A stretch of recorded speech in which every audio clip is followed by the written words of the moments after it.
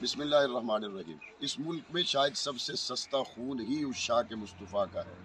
اس ملک میں شاید سب سے سستا خون ہی عشاق صحابہ اور اہل بیت کا ہے۔ عرصہ 35-40 سالوں میں ہمارے سامنے اس کی مثالیں بھری پڑی ہیں۔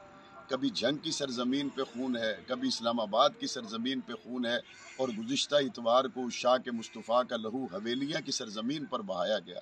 اس سے پہلے اسی جماعت کی جس کی خیبر پختونخوا میں حکمرانی ہے، اسی جماعت کی حکمرانی میں مسجد رحمت للعالمین کے سامنے عشاق مصطفیٰ کا خون بہایا گیا، اور ظلم یہ ہے کہ اس کو مسلکی رنگ دینے کی کوشش کی جا رہی ہے۔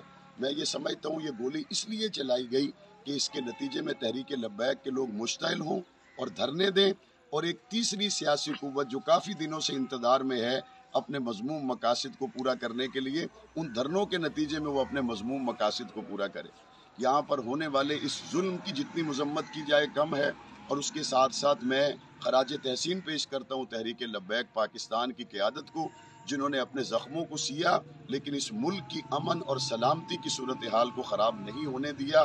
میں یہ سمجھتا ہوں کہ اس سے پہلے رحمت للعالمین مسجد اور اب خیبر پختونخوا حکومت کی طرف سے حویلیاں کے مقام پر چلائی جانے والی گولیاں یہ بہت سے سوالات کو جنم دے رہی ہیں۔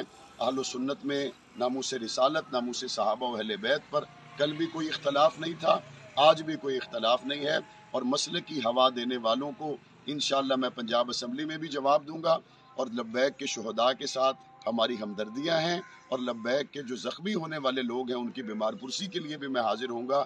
اللہ تعالی ہمارے ملک کو سازشوں سے محفوظ رکھے۔